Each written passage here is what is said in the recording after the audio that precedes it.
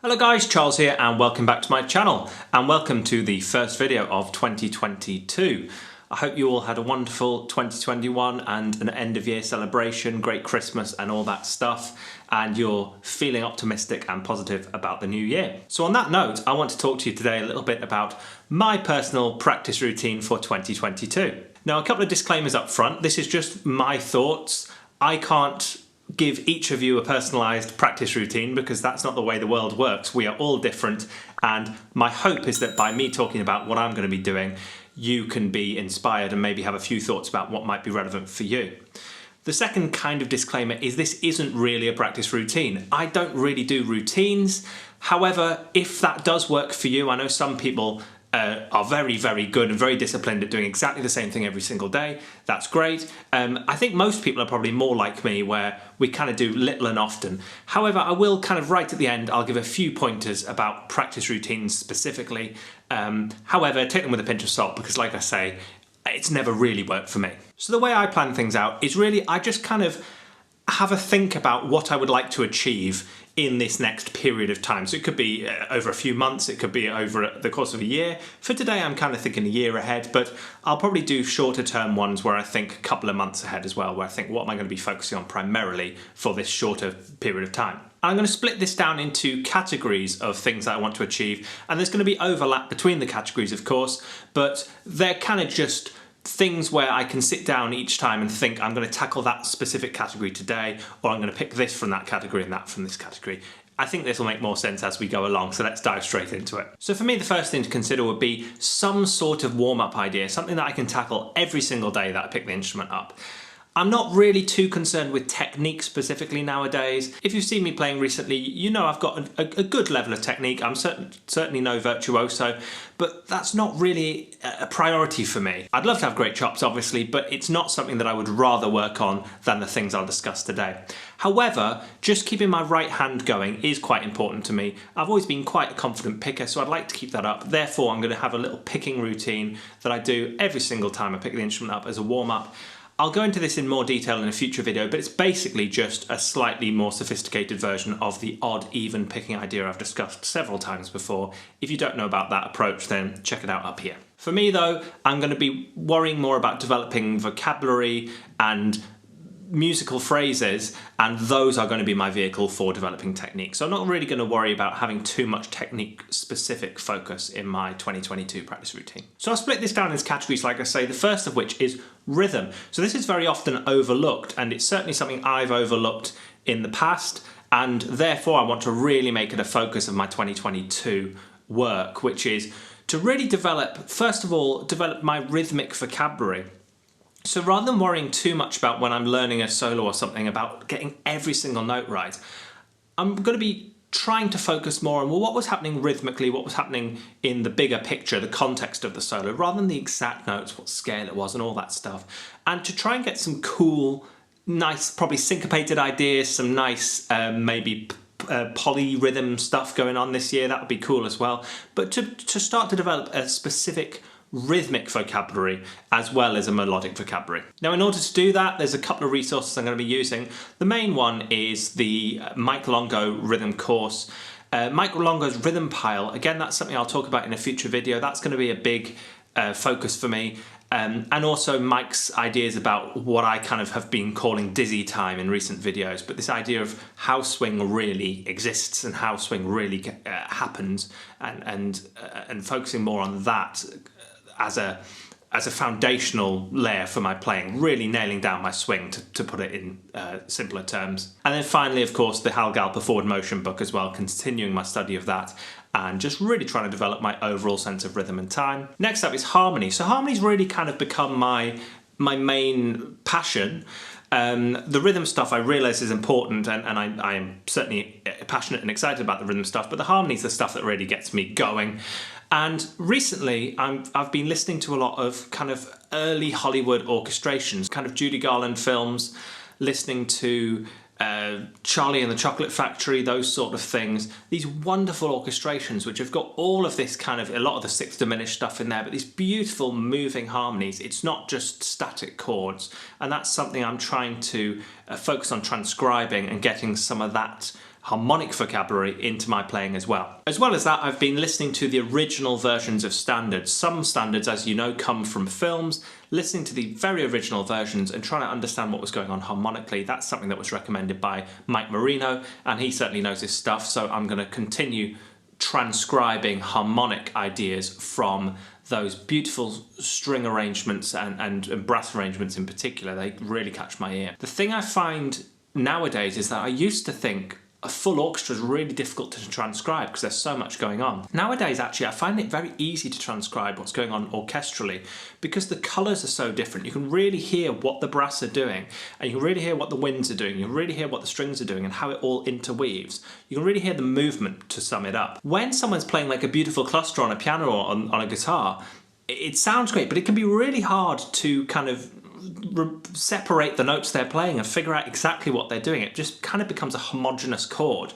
And I actually find that much harder to transcribe than a full orchestra. So that's going to be a big part of my focus this year. And then also kind of the goal with that stuff is to inform my playing in the style of guys like Jesse Van Ruler and Peter Bernstein, specifically the comping stuff. I've been listening to a beautiful album this year called Love for Chet by the Stefan Belmondo Trio, which my brother put me onto. Flugel, bass, and Jesse Van Ruler on the guitar, doing the job of a drummer, doing the job of a piano player, doing the job of a guitarist, all on the guitar is absolutely fascinating. So that's something that I'm going to continue to work on. And obviously Peter Bernstein's just a legend. I've talked about him a lot on this channel before. You can check out a video up here where I discuss some things that I really particularly like about his playing. Next is melody. So melody-wise, I want to focus on better structure in my playing. I want to really analyse the structural elements of solos that I'm transcribing and really think more about ideas like call and response within my own solo work. Tonality wise, I've kind of recently been going back to pentatonic playing, again due to my brother, and so I want to kind of build some more pentatonic vocab, stuff from McCoy Tyner and also kind of guys like Jerry Begonzi, those sort of ideas. I want to just get a few more of those under my fingers so that they're just ready to go. When I want that pentatonic idea, I've just got something to launch straight into. Because I feel that my pentatonic language has become quite limited, probably due to the fact that as jazz guitarists, we like to use 9-note scales all the time and 8-note scales, and then when it comes to the good old pentatonic, when we ever get back to it, we've forgotten everything we learned from our rock and blues playing. But that's just one of those things, and it's something I'm wanting to dive back into in 2022. And again, something which I think I did quite well in 2021, but I want to continue doing in 2022, is just learning more tunes, learning more melodies, and really learning them properly, not just reading them from the book.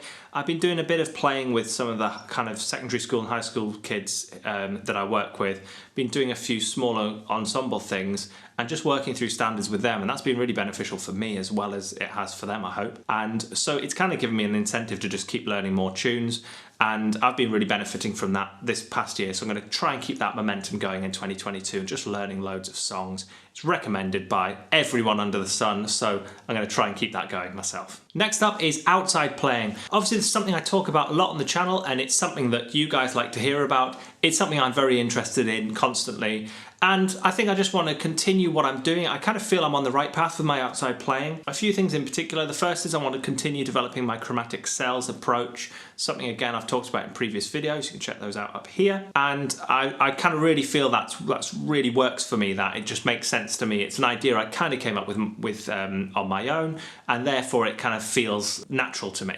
So I'm going to continue plodding on with that idea. I'm going to continue with the random triadic approach, the Garzone stuff, as well as ideas from the Dave Liebman book. The sidestepping in particular is something which I've been finding is really easy actually to weave into your playing on the guitar. And so just something along those lines, just nothing particularly new, just the same ideas, but really wanting to develop a bit more vocabulary with those and my fluency. Again, something I'm going to discuss in a future video that I'm going to make a feature of this year is just free improvising. And that basically means just improvising without any concerns for anything whatsoever. And that's going to be something I try and do on a regular basis. Again, I'm going to discuss that in more detail in a future video, so make sure you're subscribed. And finally really is ear training, my listening skills. Now, again, this is kind of something I'm quite good at. I've done a lot of transcribing in the past, and I did kind of, as a teenager, I did have lessons in ear training, so I'm okay at doing this. There's a few areas where I want to be a bit more focused. One of them is really specific understanding of dominant chords, so not just hearing a sound and going, oh, it's a dominant chord, or it's an altered chord, really specific, oh well, it's a 13 flat 9, or it's a, you know, flat 5, whatever it is. But learning to really recognise those extended and altered chords as specifically as possible. And then again, of course, just continuing transcribing, which is really one of the greatest ways to develop your ear. As well as the Hollywood stuff I've already mentioned, I'm particularly into Benny Golson at the minute, and John Coltrane as well, actually. But Benny Golson in particular is really catching my ear at the minute, so I want to kind of work through a few Benny Golson solos. And when I say transcribing, I really just mean getting them in my ear. It doesn't mean sitting down with a pen and paper. We've talked about transcribing before, but really what I'm after is to get the sound in my head, and that's it. That's a transcription done for me. Then if I can be bothered to, I'll try and draw that sound from my head onto the instrument as a next stage. But actually finding the time to do that, I do struggle with prioritising that. So anyway, I want to be able to sing some Benny Golson solos by the end of 2022. That's the specific ear training goal. And that's about it, really. So hopefully there's some idea there of the way I'm kind of thinking about breaking playing down the things that are important to me. Maybe some of those are the same as what you'd like to do. Maybe some of those you think, well, that's not really appropriate for me, but I could instead do this, and so on and so forth. So finally, just to give you some tips about planning a routine. Now, like I said at the start of the video, I don't do routines anymore, but I really used to try. I used to really try and do routines, and I would spend weeks planning them and probably spend days doing them and then pack them in.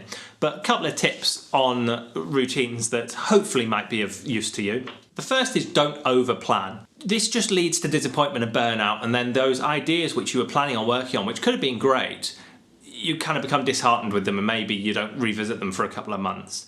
I kind of just find thinking about the things I would like to do and just doing them little and often. So sitting down today and going, right, I'm going to tackle this today or that tomorrow. Yesterday I did this, so I'm not going to do that today. This sort of idea. Or just thinking I'm really excited about that idea, so I am going to plod on with it today. Letting it be organic, but not too rigid that you don't let yourself, you don't let yourself be human, let's put it that way. It's also good to try not to be distracted, try not to keep watching YouTube videos apart from mine and thinking, oh, I'm going to do that now, or now I'm going to do that. Because if you're anything like me and you sit and watch maybe an hour of YouTube a day, you're going to get 10 new ideas every single day and you're never going to really stick with anything. Having said that, do let things change. Don't lock yourself into a rigid cage and not be open to change. So you kind of got to, be willing to change, but don't let yourself become distracted, somewhere between the two. The most important thing is to decide what's important to you. It could be chops, it could be building vocabulary, it could be working on your chords, it could be anything you like. Maybe try and think of a way of tackling all of those, rather than just sitting and doing chromatic picking exercises. Could you maybe develop some vocabulary that you really like, but is also a challenging picking exercise?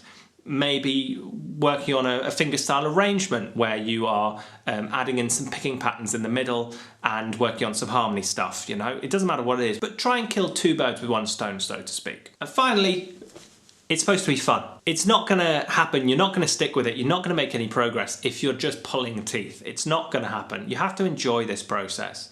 And that's the reason why people stick with it so long, is because it is fun and it's that constant breaking new barriers that is rewarding and the incentive to keep going.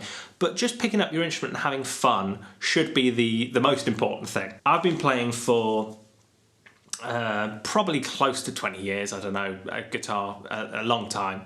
I think I was about 11 when I started playing.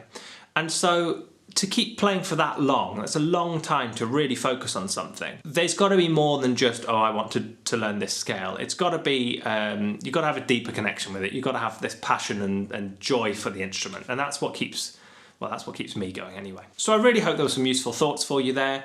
If there was, please do click that like button, subscribe, ding that notification bell, and share with any of your friends who you think might be stuck in a bit of a rut. And as always, I hope you're all doing very well, getting plenty of practice in, and I very much look forward to seeing you in the next one. Cheers! Roll up, let me embed a story you'll never forget. A drip, drip, but drowning in debt now. You can't buy your way out, and I heard you find it difficult to